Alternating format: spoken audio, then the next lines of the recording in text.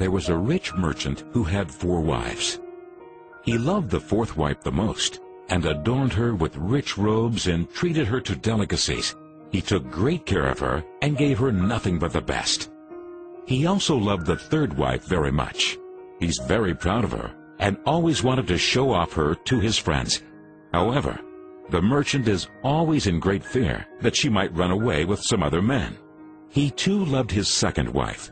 She is a very considerate person, always patient, and in fact is the merchant's confidant. Whenever the merchant faced some problems, he always turned to his 2nd wife, and she would always help him out and tide him through difficult times. Now the merchant's 1st wife is a very loyal partner and has made great contributions in maintaining his wealth and business as well as taking care of the household. However, the merchant did not love the 1st wife, and although she loved him deeply, he hardly took notice of her. One day, the merchant fell ill. Before long, he knew that he was going to die soon. He thought of his luxurious life and told himself, "Now I have 4 wives with me, but when I die, I'll be alone. How lonely I'll be." Thus, he asked the 4th wife, "I love you most, endowed you with the finest clothing and showered great care over you. Now that I'm dying, will you follow me and keep me company?" "No way," replied the 4th wife, and she walked away without another word. The answer cut like a sharp knife right into the merchant's heart. The sad merchant then asked the 3rd wife, "I have loved you so much for all of my life.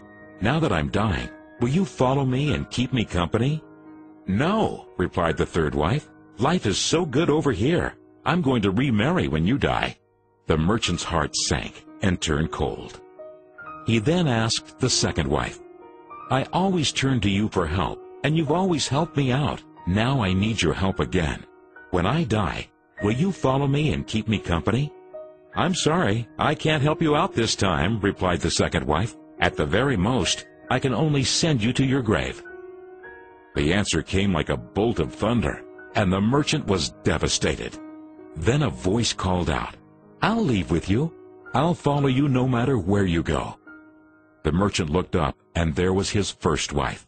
She was so skinny, almost like she suffered from malnutrition. Greatly grieved, the merchant said, "I should have taken much better care of you while I could have."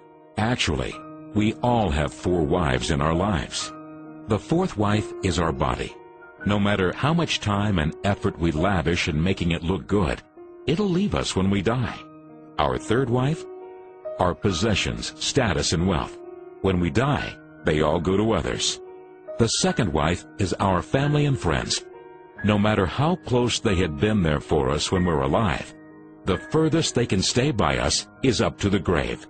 The 1st wife is in fact our soul, often neglected in our pursuit of material, wealth, and sensual pleasure. Guess what? It is actually the only thing that follows us wherever we go. Perhaps it's a good idea to cultivate and strengthen it now, rather than to wait until we're on our deathbed to lament.